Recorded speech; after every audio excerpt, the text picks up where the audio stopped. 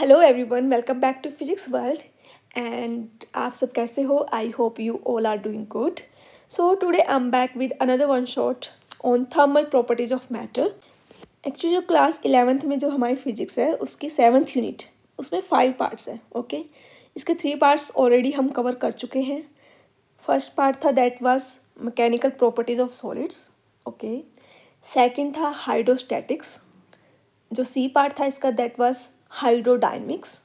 And आज जो हम स्टडी करेंगे that is fourth part which is thermal properties of matter. Okay, इसके बाद इसका एक पार्ट और रहता है, उसके बाद ये यूनिट कंप्लीट हो जाएगी। तो आज के जो लेक्चर में हम थर्मल प्रॉपर्टीज ऑफ मैटर इसका वन शॉट करेंगे, आज ही इसको कंप्लीट कर देंगे। ओके, सो स्टार्ट करते हैं। तो थर्मल प्रॉपर्टीज ऑफ मैटर, इसके नाम से क्या पता चल रहा है हमें? थर्मल, ठीक है, something related to temperature. Okay, तो सबसे पहले जो टॉपिक है हमारे पास that is heat. So heat क्या होती है? Basically it is a form of energy which produce sensation of warmth.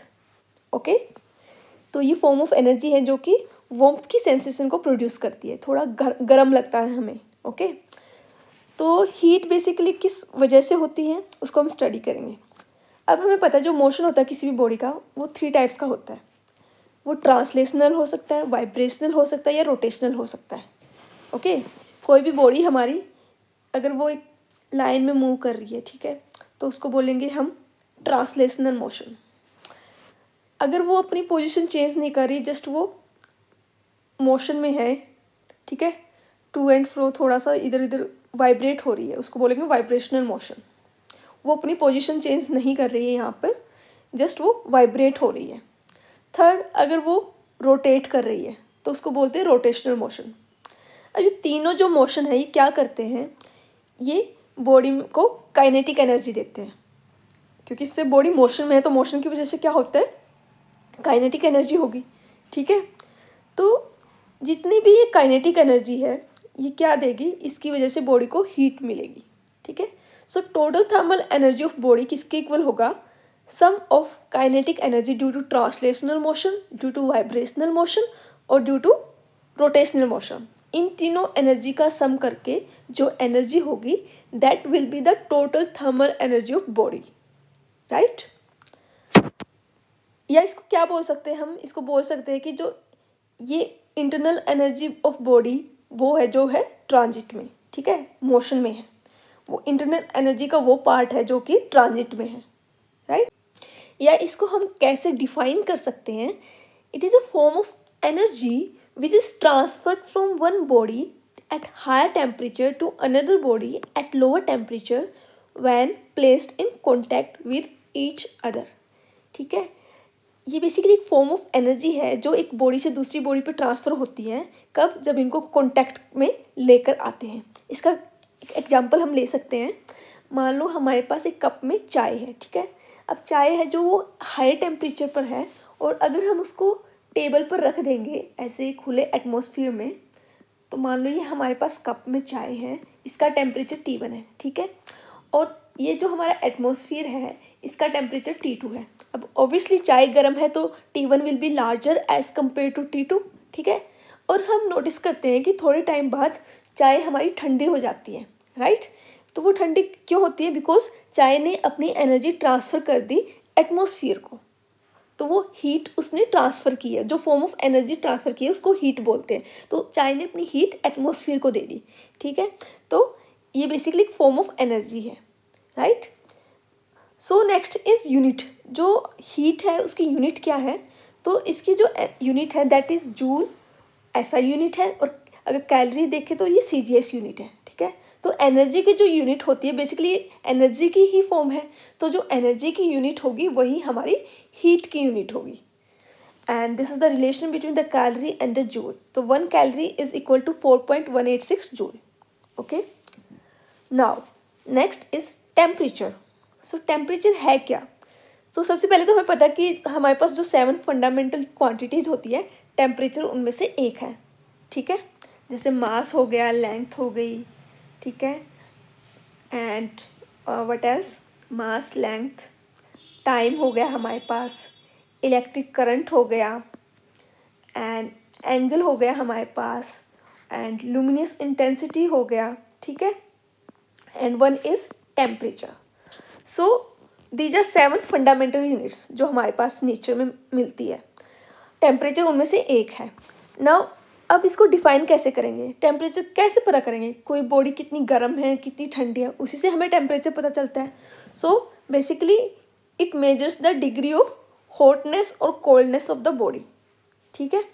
या हम बोल सकते हैं कि ये थर्मोस्टेट ऑफ बॉडी है जो डिटरमाइन करेगी कि direction of flow of heat क्या होगा, क्योंकि पता है हमें कि हीट हमेशा हायर टेम्परेचर से लोअर टेम्परेचर की साइड जाएगी. जैसे हमने चाय वाला एग्जांपल देखा था, हाई टेम्परेचर पर चाय थी, उससे हीट ट्रांसफर हुई to atmosphere that is at lower temperature. So temperature को हम बोल सकते हैं कि it is the thermostat of body which determine the direction of flow of heat. Okay, और इसको मेजर किससे करते हैं हम, थर्मोमीटर से. So thermometer can be used for the measurement of temperature. Next is different temperature scales. ठीक है, हमारे पास 3 टाइप्स ऑफ टेम्परेचर स्केल्स हैं. तो सबसे पहले है सेल्सियस टेम्परेचर स्केल. हम हर स्केल में 2 पॉइंट नोट करेंगे, रेफरेंस पॉइंट बोलते हैं जिसको. फर्स्ट इज फ्रीजिंग पॉइंट और सेकंड इज बॉइलिंग पॉइंट. ठीक है, अब ये पॉइंट ऐसे हैं, इनको रेफरेंस पॉइंट क्यों लेके चलते हैं, बिकॉज ये कभी चेंज नहीं होते. ठीक है, हमेशा जो आइस का फ्रीजिंग पॉइंट है वो 0 डिग्री सेल्सियस ही रहेगा, और जो बॉइलिंग पॉइंट है that will always be 100 degree Celsius. Okay, so ये कभी चेंज नहीं होता ये टेम्परेचर, तो इसलिए हम इनको रेफरेंस पॉइंट लेके चलते हैं. ओके, तो जो सबसे पहले हमारा सेल्सियस टेम्परेचर स्केल है, इसमें हम जो टेम्परेचर को सेल्सियस में मेजर करेंगे. तो अगर सेल्सियस की फॉर्म में देखें हम, तो जो फ्रीजिंग पॉइंट ऑफ आइस है that is 0 degree Celsius. Okay, and अगर हम बॉइलिंग पॉइंट ऑफ वाटर देखें that is 100 degree Celsius. Same second is Fahrenheit temperature scale. ठीक है, जो फ़ारेनहाइट की फॉर्म में अगर हम देखें तो जो फ्रीजिंग पॉइंट ऑफ आइस है दैट इज़ 32 डिग्री फ़ारेनहाइट, और जो बॉइलिंग पॉइंट ऑफ वाटर है दैट इज़ 212 फ़ारेनहाइट. ओके, सबसे पहले हमने सेल्सियस की फॉर्म में देखा, next is Fahrenheit. Third is absolute temperature scale. अगर हम एब्सोल्यूट टेम्परेचर स्केल देखें तो इसमें हम केल्विन की फॉर्म में लिखते हैं. तो इसमें जो फ्रीजिंग पॉइंट ऑफ आइस है वो होगा 273 केल्विन, और बॉइलिंग पॉइंट ऑफ वाटर होगा 373 केल्विन. अब हमारे पास ये 3 different type of temperature scale है, और अगर हमें एक फॉर्म को दूसरे फॉर्म में कन्वर्ट करना है तो ये हमारे पास एक रिलेशन है जिसमें हम एक टेम्परेचर स्केल को दूसरे में कन्वर्ट कर सकते हैं. So this is very important, ये हमें याद रखना पड़ेगा. ओके, और इसको याद रखना भी ईजी है. बेसिकली हमें क्या करना है, जो ऊपर अगर सेल्सियस लिया है तो हमने माइनस करना उसमें से जो फ्रीजिंग पॉइंट है. अब फ़ारेनहाइट में क्या है, 32 है फ्रीजिंग पॉइंट, और केल्विन में क्या है 273, और नीचे क्या लेना है, हमने डिफरेंस लेना है फ्रीजिंग और बॉइलिंग पॉइंट का हर एक टेम्परेचर स्केल के अकॉर्डिंग. ठीक है, सेल्सियस में क्या है 100 माइनस 0 100, फ़ारेनहाइट में क्या है 212 माइनस 32 180, और केल्विन में क्या हो जाएगा 373 minus 273 that will be 100. Okay, so it's very easy to learn. Now next topic that is thermal expansion. ठीक है, क्या मतलब इसका, कि एक्सपैंड ऑन हीटिंग. अगर किसी ऑब्जेक्ट को हम हीट करेंगे तो वो एक्सपैंड हो जाएगी. ठीक है, उसको बोलते हैं थर्मल एक्सपेंशन. अब ये हम तीनों केसेस में देखेंगे, सॉलिड के केस में, लिक्विड के केस में और गैस के केस में, कि तीनों कैसे एक्सपैंड होगी जब उनको हम हीट करेंगे, और तीनों अपने डिफरेंट तरीके से एक्सपैंड होगी. ठीक है, तो सबसे पहले हम सॉलिड का केस देखते हैं. सॉलिड में बेसिकली हमारे पास 3 टाइप्स के एक्सपेंशन है. It can be linear expansion, area expansion और वॉल्यूम एक्सपेंशन. ठीक है, तो सबसे पहले हमारे पास है लीनियर एक्सपेंशन. इसका मतलब क्या है, increase in length of solid on heating. सिर्फ उसकी लेंथ में इंक्रीज होगा. ठीक है, अगर हम उसको गर्म करेंगे, और जो डेल्टा एल है जो इंक्रीज इन लेंथ है that will be proportional to length and change in temperature. ठीक है, और अल्फा क्या है यहाँ पे हमारा कांस्टेंट ऑफ प्रोपोर्शनलिटी, और उसको बोलते हैं हम कोएफिशिएंट ऑफ लीनियर एक्सपेंशन, और इसकी वैल्यू क्या आ जाएगी, alpha equal to delta L by L delta T. ठीक है, तो इतना डिफिकल्ट नहीं है. एक्चुअली हम इसका वन शॉट करें तो हम बस फॉर्मूलाज या मेन जो इंपॉर्टेंट टर्म्स है वो देख रहे हैं. ठीक है, ज़्यादा हम डेप्थ में स्टडी नहीं कर रहे हैं. Second is area expansion. Area expansion का मतलब क्या है, इंक्रीज इन सरफेस एरिया, जब भी हम टेम्परेचर इंक्रीज करेंगे तो उसके एरिया में कितना इंक्रीज है, that is delta A, and it is proportional to area into change in temperature. और ये अगर प्रोपोर्शनलिटी यहाँ पे क्या है, बीटा है, and beta is coefficient of area expansion, ठीक है। और बीटा की वैल्यू भी हम निकाल सकते हैं, that will be delta A divided by area delta T, okay. And last is volume expansion, मतलब increase in volume, and this is proportional to v delta t, and gamma will be the coefficient of volume expansion, and gamma की वैल्यू हम calculate कर सकते हैं delta v by v delta t। अब जो हमारा लीनियर एरिया और वॉल्यूम एक्सपेंशन का कोफिशिएंट है उनके बीच में क्या रिलेशन है, that is alpha equal to beta by 2 is equal to gamma by 3, okay. So next is for liquids, ठीक है। सॉलिड का हमने देख लिया, उसमें लीनियर एक्सपेंशन था, एरिया एक्सपेंशन था और वॉल्यूम एक्सपेंशन था, राइट। अब लिक्विड को कैसे करेंगे, अब लिक्विड को हमें किसी कंटेनर में ही रखना पड़ेगा, ठीक है। तो इसमें दो केस बनते हैं। सबसे पहला जो केस है कि लिक्विड भी एक्सपेंड हो रहा है हमारा और कंटेनर भी एक्सपेंड हो रहा है, ठीक है, तो उसको बोलेंगे हम अपेरेंट एक्सपेंशन, ठीक है। और कोफिशिएंट ऑफ अपेरेंट एक्सपेंशन इसको हम गामा ए से रिप्रेजेंट करेंगे, क्योंकि जो लिक्विड में हमेशा वॉल्यूम में ही चेंज होगा, ठीक है। इसमें ऐसा केस नहीं है कि इसकी लेंथ में चेंज हो रहा है या एरिया में चेंज हो रहा है, तो इसमें हम वॉल्यूम वाला केस ही देखते हैं, तो इसको गामा ए से हम रिप्रेजेंट करेंगे। So that will be equal to apparent increase in volume divided by original volume into delta T, ठीक है। ये फर्स्ट केस था जिसमें हमारा कंटेनर भी एक्सपेंड हो रहा था। अब सेकंड केस है, हमने एक आइडियल कंटेनर ले लिया जो एक्सपेंड नहीं होता है, तो हमारा लिक्विड एक्सपेंड हो रहा है, उसको बोलते हैं हम रियल एक्सपेंशन, ठीक है। And coefficient of real expansion को हम रिप्रेजेंट करेंगे गामा आर से, and that will be equal to real increase in volume divided by original volume into change in temperature, ठीक है। अब यहाँ पर एक रिलेशन है, that is gamma R is equal to gamma A plus gamma G. Gamma R है हमारा coefficient of real expansion equal to sum of coefficient of apparent expansion plus coefficient of volume expansion of container, ठीक है। So gamma r is always greater than gamma a, right? So this was for the liquid expansion.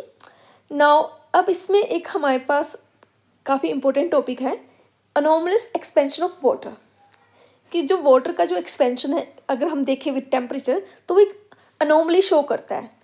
इस graph में ही देखो, जैसे ही हम temperature increase कर रहे हैं 0 डिग्री से, तो जो हमारा वॉल्यूम है वो डिक्रीज हो रहा है, ठीक है। एक पॉइंट पर आकर ये मिनिमम हो गया, उसके बाद अगर हम फर्दर उसको इंक्रीज कर दें टेम्परेचर को तो it starts increasing, okay. So this is anomalous behaviour, एक बार वो डिक्रीज हो रहा है टेम्परेचर के साथ, फिर एक टेम्परेचर के बाद वो इंक्रीज होना स्टार्ट कर देता है। So this anomalous behaviour of water it plays an important role in survival of sea animals in cold winter. अभी कैसे होता है, अब हमने देखा कि जो वॉल्यूम है हमारा यहाँ पे मिनिमम किस पर है, 4 डिग्री सेल्सियस पे, ठीक है। और डेंसिटी क्या होती है, मास पर यूनिट वॉल्यूम।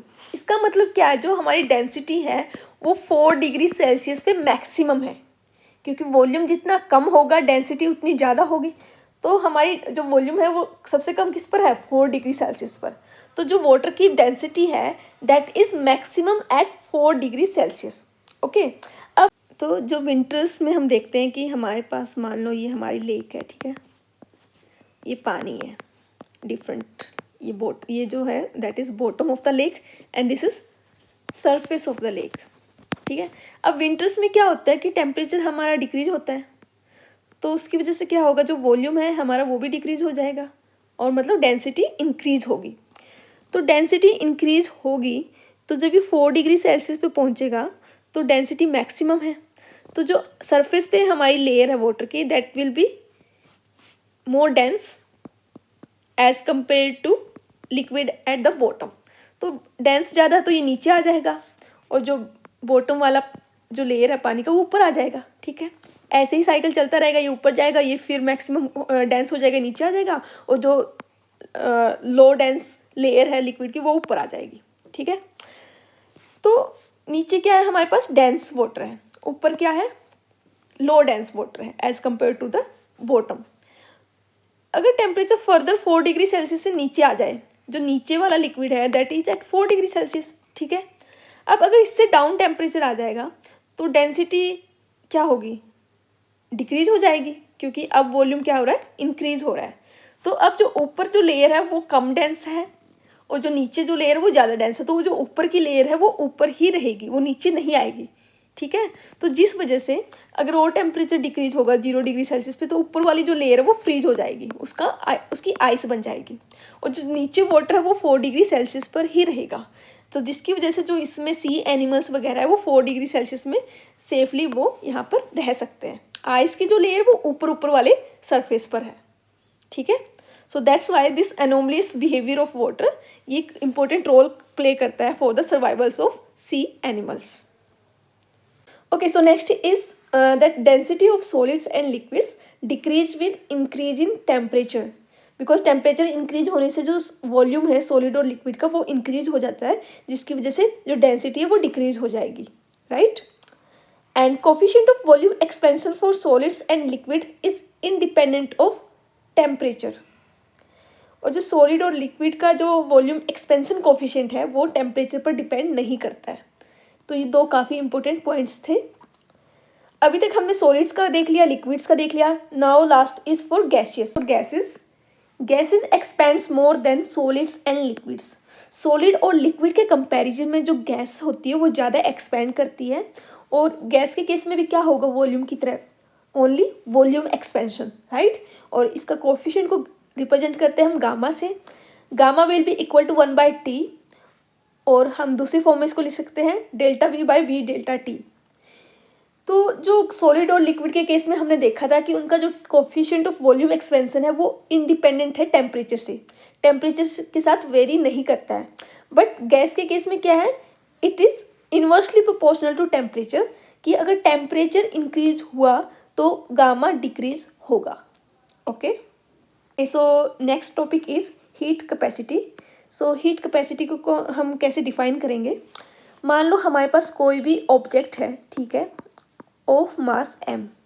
अब इस पूरी बॉडी को का अगर हमें टेम्परेचर इंक्रीज करना है बाय 1 डिग्री सेल्सियस, तो उसके लिए हमें कितनी हीट देनी पड़ेगी, that is heat capacity. Okay, so it is the amount of heat required to raise the temperature of whole body through 1 degree Celsius.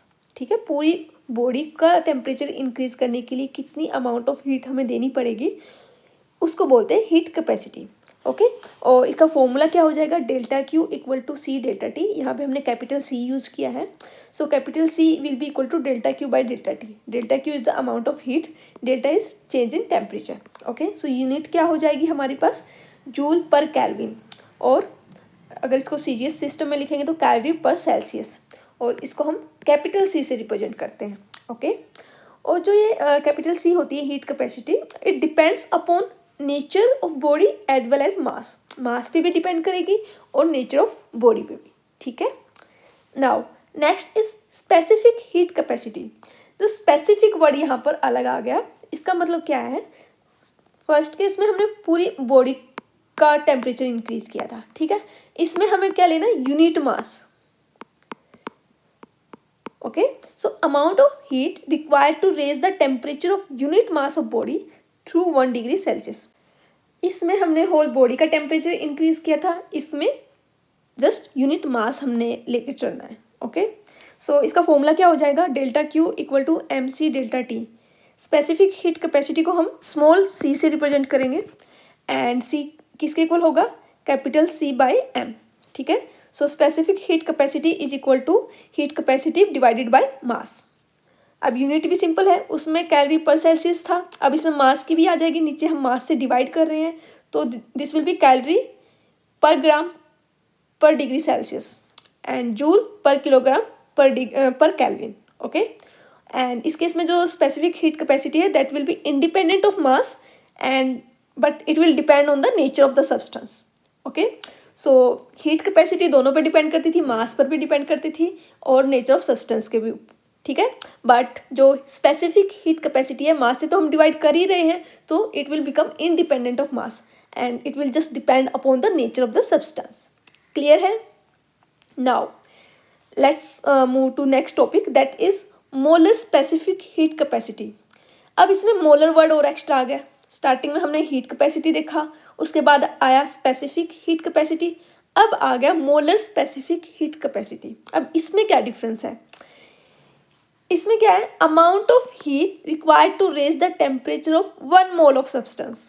इसमें यूनिट मास नहीं है, इसमें 1 मोल आ जाएगा, यूनिट मास की जगह मोल के लिए 1 मोल के लिए जितना अमाउंट हमें चाहिए टेम्परेचर का, हीट का टेम्परेचर इंक्रीज करने के लिए, उसको बोलेंगे molar specific heat capacity. Okay, तो इसका फॉर्मूला क्या आ जाएगा, N C M delta T. इसको हम स्मॉल सी एम से रिप्रेजेंट करेंगे, एम यहाँ पर मोलर को स्पेसिफाई कर रहा है। Okay, so this will be equal to delta Q by N delta T. Okay, N is total number of moles और हमें देखना है 1 मोल के लिए, राइट। और इसकी यूनिट फिर मोल की फॉर्म में आ जाएगी, जूल पर मोल पर kelvin, and it will depend upon nature of substance but will be independent of मास। देखो, जो स्पेसिफिक हीट कैपेसिटी है and molar specific heat capacity है, इन दोनों में डिफरेंस क्या है, उसमें हमें यूनिट मास लेकर चलना है, बट इसमें हमें यूनिट मोल 1 मोल के लिए कैलकुलेट करना है। ओके, नाउ अब जो हीट कैपेसिटी होती है, बेसिकली जो हम सॉलिड्स के लिए हमने देखा था कि वॉल्यूम एक्सपेंशन काफ़ी कम है as compare to gas, right. तो जो उसको हम इंडिपेंडेंट ऑफ वॉल्यूम मान सकते हैं कि इतना ज़्यादा एक्सपेंशन नहीं होता है, तो कांस्टेंट रहता है, वॉल्यूम ज़्यादा चेंज नहीं आता है, तो इसलिए हम बात करते हैं सीवी की, heat capacity at constant volume. ठीक है, अगर टेम्परेचर चेंज करेंगे तो वॉल्यूम ज़्यादा एक्सपेंड नहीं होगा, ये हम अज्यूम करके चलते हैं। और ये टेम्परेचर के साथ कैसे वेरी करता है, जो स्पेसिफिक हीट कैपेसिटी है, लोअर टेम्परेचर पे क्या होता है, ये directly proportional to T cube, और हायर टेम्परेचर पे क्या होता है, ये कांस्टेंट वैल्यू होती है, that is equal to 3R। Okay, ये एक्सपेरिमेंटली एंड थ्योरेटिकली दोनों तरीके से ही ये प्रूव्ड है कि लोअर टेम्परेचर पे जो हमारी स्पेसिफिक हीट कैपेसिटी है for solids, it will be directly proportional to T cube, and higher temperature it will be constant. Okay, so this was about the specific heat capacity. Now let's move to the next topic, that is water equivalent of a body. इसको क्या बोलते हैं, कैसे इसको define करेंगे। सबसे पहले हम ये जो स्टेटमेंट लिखी है उसको रीड कर लेते हैं एक बार। Mass of water which would absorb और evolve the same amount of heat as is done by body in rising or falling through the same temperature range। इसका क्या मतलब है, मान लो ये हमारे पास वाटर है, ठीक है, और ये हमारे पास कोई बॉडी है, ठीक है। अब मान लो इस बॉडी को मैंने 1 डिग्री सेल्सियस से इसका टेम्परेचर इंक्रीज़ करना है, और मान लो मेरे को इसको क्यू अमाउंट ऑफ हीट देनी पड़ी इसके लिए, जिसके बाद इसका जो टेम्परेचर 1 डिग्री सेल्सियस इंक्रीज हो गया, ठीक है। अब मास ऑफ वाटर, अब इसको इक्विवेलेंट कैसे बनाएंगे, तो अब मेरे को इतनी हीट क्यू में इसको दूंगी इस वाटर को, ताकि इसका टेम्परेचर भी 1 डिग्री सेल्सियस इंक्रीज हो जाए। अब कितने मास इसका मेरे को वाटर का लेना पड़ेगा कि क्यू अमाउंट हीट से इसका टेम्परेचर 1 डिग्री सेल्सियस इंक्रीज हो जाए, वही क्या होगा, वाटर इक्विवेलेंट। इतना मास मेरे को वाटर का लेकर चलना है कि अगर मैं उसको क्यू अमाउंट ऑफ हीट दूं तो उसका जो टेम्परेचर है वो 1 डिग्री सेल्सियस से राइज हो जाए, ठीक है, जितना उस बॉडी का हुआ था, उसको बोलते हैं वाटर इक्विवेलेंट। इसको W से रिप्रेजेंट करते हैं, स्मॉल w से, and it is equal to the product of mass and specific heat capacity. Okay, so इसकी जो यूनिट है वो ग्राम में होती है, बिकॉज मास ही है ये जो वाटर इक्विवेलेंट है, basically this is mass of water, तो मास की जो यूनिट होगी वो ग्राम या किलोग्राम, ठीक है। Now comes the most important part of this chapter, जो कि है चेंजेस ऑफ स्टेट। अब हमें पता है कि जो हमारे नेचर में स्टेट्स एग्जिस्ट करता है, जो मैटर, वो सॉलिड में भी हो सकता है, लिक्विड में भी हो सकता है, या गैस स्टेट में भी हो सकता है। अब ये जो स्टेट है वो आपस में कन्वर्ट भी हो जाती है। So conversion of one state into another is known as change of state. कि कोई ऑब्जेक्ट पहले वो सॉलिड फॉर्म में थी, थोड़े टाइम बाद वो लिक्विड स्टेट में आ गई, तो उसने अपनी जो स्टेट है वो चेंज कर ली, ठीक है। तो सॉलिड टू लिक्विड हो सकता है, या फिर लिक्विड टू सॉलिड हो सकता है, लिक्विड टू गैस हो सकता है, या फिर गैस टू लिक्विड हो सकता है। और कुछ ऑब्जेक्ट है ऐसे भी होते हैं जो डायरेक्ट सॉलिड टू गैस भी जा सकती है। ओके, तो मतलब एक फॉर्म से दूसरी फॉर्म में आ जाती है वो। तो ये यहाँ पर एक ग्राफ है, इसको हम समझते हैं, ठीक है। सबसे पहले इसमें हमने एक्स एक्सिस में क्या लिया है, हीट ली है, एंड वाई एक्सिस में हमने टेम्परेचर लिया है। ठीक है, कि हीट जब हम देते हैं किसी भी ऑब्जेक्ट को, उसका टेम्परेचर कैसे चेंज होगा। तो स्टार्टिंग में हम वाटर का एग्जांपल लेकर चल रहे हैं। अगर हमारा टेम्परेचर 0 डिग्री सेल्सियस से नीचे है, सॉरी, अगर हमारा जो टेम्परेचर है वो 0 डिग्री सेल्सियस से नीचे है, तो वो जो हमारे वाटर होगा वो आइस स्टेट में होगा, सॉलिड स्टेट में होगा। ठीक है, अब मान लिया मैंने इसको हीट देनी स्टार्ट की, हमने हीट को इंक्रीज़ किया, तो इसका टेम्परेचर भी इंक्रीज़ हो रहा है, और 0 डिग्री सेल्सियस तक ये क्या है, सॉलिड फॉर्म में है। इसकी जो स्टेट है वो चेंज नहीं हो रही है, हालांकि जो टेम्परेचर वो इंक्रीज हो रहा है, बट जो स्टेट है that is still solid. Okay, तो ए से बी पॉइंट तक ये सॉलिड फेज में ही रहेगा। अब अगर उसके बाद हमने ज़्यादा और उसको हीट दी, 0 डिग्री के बाद ये क्या होगा, सॉलिड हमारा मेल्ट होना स्टार्ट हो जाएगा। ठीक है, इसलिए इसको बोलते हैं मेल्टिंग पॉइंट, कि अगर 0 डिग्री से इस पॉइंट के बाद, बी के बाद अगर हमने इसको और हीट दी, तो इसका जो इसकी मेल्टिंग स्टार्ट हो जाएगी। अब इसमें टेम्परेचर चेंज नहीं होगा, इसमें सिंपल हमारी जो आइस है वो वाटर में मेल्ट हो रही है, बट टेम्परेचर 0 डिग्री सेल्सियस ही रहेगा। तो बी सी क्या रिप्रेजेंट कर रहा है, change in phase solid to liquid, because वो आइस से वाटर की फॉर्म में आ रहा है, और इसको बोलते हैं मेल्टिंग। इसमें सॉलिड और लिक्विड को एग्जिस्ट कर रही है in thermal equilibrium, because temperature 0 degree Celsius ही है, तो यहाँ पे टेम्परेचर में कोई चेंज नहीं होगा। ठीक है, सो ए बी में हमारा क्या था, टेम्परेचर इंक्रीज हो रहा था बट स्टेट सेम थी। बी सी में क्या हो रहा है, स्टेट चेंज हो रही है बट टेम्परेचर सेम है। ओके, और जो मेल्टिंग पॉइंट है, अगर ये क्या होता है, डिक्रीज होता है with increase in pressure. Okay, now अब सी पॉइंट पर आने के बाद अगर फर्दर हम उसको हीट देंगे, अब क्या होगा, जो पूरा जो सॉलिड था वो लिक्विड स्टेट में यहाँ पर कन्वर्ट हो चुका है, अब हमारे पास वाटर की फॉर्म में है। अब उसके बाद अगर हम टेम्परेचर इंक्रीज हीट देंगे इसको, तो इसका टेम्परेचर राइज होना स्टार्ट हो जाएगा, और डी पॉइंट तक इसका टेम्परेचर इंक्रीज होगा, जो कि है 100 डिग्री सेल्सियस। अब 100 डिग्री सेल्सियस पर अगर हमारा टेम्परेचर पहुंच गया, उसके बाद अगर हम इसको फर्दर हीट करेंगे, तो अब क्या होगा, ये लिक्विड से गैस स्टेट में चेंज होना स्टार्ट कर देगा। मतलब यहाँ पर टेम्परेचर चेंज नहीं होगा, टेम्परेचर 100 डिग्री सेल्सियस ही रहेगा, बट अब ये क्या करा, फेज चेंज करा अपना, लिक्विड टू गैस। और ये कब तक करेगा, जब तक ये कंप्लीटली वेपर फॉर्म में ना आ जाए, गैसी स्टेट में ना आ जाए, तब तक इसका टेम्परेचर 100 डिग्री सेल्सियस ही रहेगा, और इसको बोलते हैं हम बॉइलिंग पॉइंट। और इसमें क्या होता है, जो लिक्विड और गैस है वो थर्मल इक्विलिब्रियम में होंगे। ओके, और अगर ई पॉइंट के बाद हम फर्दर हीट देंगे, तो गैस फेज है जो, उसका टेम्परेचर इंक्रीज होगा। Okay, so C D represent the liquid state, हमने देखा, और टेम्परेचर क्या करेगा, इसमें इंक्रीज करेगा विद इंक्रीज इन हीट। और टेम्परेचर ऑफ वाटर कब तक इंक्रीज करेगा, जब तक ये 100 डिग्री सेल्सियस पर नहीं पहुंच जाता। ठीक है, उसके बाद क्या होगा, फेज चेंज होगा लिक्विड टू गैसेस स्टेट, जिसको बोलते हैं vaporization. Okay, and liquid and gases state क्या होती है, coexist in thermal equilibrium, no change in temperature, और इसको बॉइलिंग पॉइंट है जो क्या होगा, वो इंक्रीज होगा विद इंक्रीज इन प्रेशर। ठीक है, और जो ई एफ है वो रिप्रेजेंट करिए गैसियस स्टेट। तो इसमें दो तरह के फिनोमिना हो रहे हैं, एक है चेंज इन टेम्परेचर, तब स्टेट सेम रहती है, सेकंड है टेम्परेचर कांस्टेंट होगा बट फेज है वो चेंज हो जाएगा। ओके, सो आई होप ये आपको जो ग्राफ था ये क्लियर है, जो भी इसमें इंपॉर्टेंट पॉइंट्स थे वो मैंने आपको बता दिए हैं। ठीक है, अब मैंने आपको बताया था कि कुछ जो सॉलिड और गैसेस, जो सॉलिड होते हैं वो डायरेक्ट गैस स्टेट में चले जाते हैं, वो लिक्विड में नहीं जाते हैं, उस प्रोसेस को बोलते हैं सब्लिमेशन। मेल्टिंग क्या हो जाएगा, सॉलिड टू लिक्विड, वेपराइजेशन क्या हो जाएगा, liquid to gas, and sublimation क्या होगा, solid to gas. Okay, okay, so guys हमारा अभी एक दो टॉपिक रहता है इसमें, तो अभी नेक्स्ट टॉपिक करते हैं। आप लोग बोर तो नहीं हो गए हो ना, अगर हो गए हो तो प्लीज़ 1-2 मिनट का ब्रेक ले लो, ताकि आपको ऐसा ना हो कि आप कंटिन्यूसली सुन रहे हो तो आपको फिर समझ में नहीं आ रहा है। Take a break for 1 or 2 minutes, ठीक है, उसके बाद आओ दोबारा, फिर अच्छे से समझ आएगा। सो ले लिया ब्रेक, हाँ। Okay, so let's start. तो जो ये ग्राफ है, जो फेज डायग्राम है, this is pressure temperature phase diagram. Basically हम इसमें प्रेशर और टेम्परेचर का जो फेज डायग्राम है वो स्टडी करेंगे।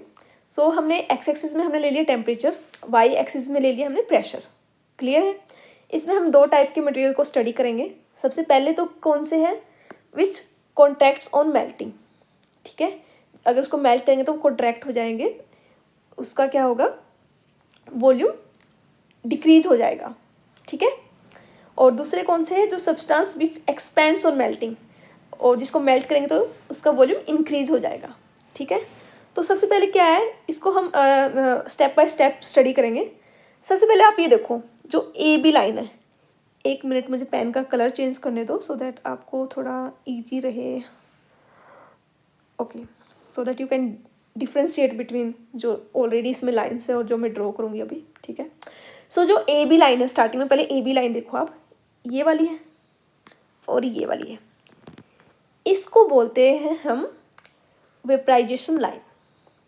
ठीक है, इसका मतलब क्या है, जो इस लाइन पर होंगे उसमें लिक्विड और गैस जो फेज है वो को एग्जिस्ट कर रहा है।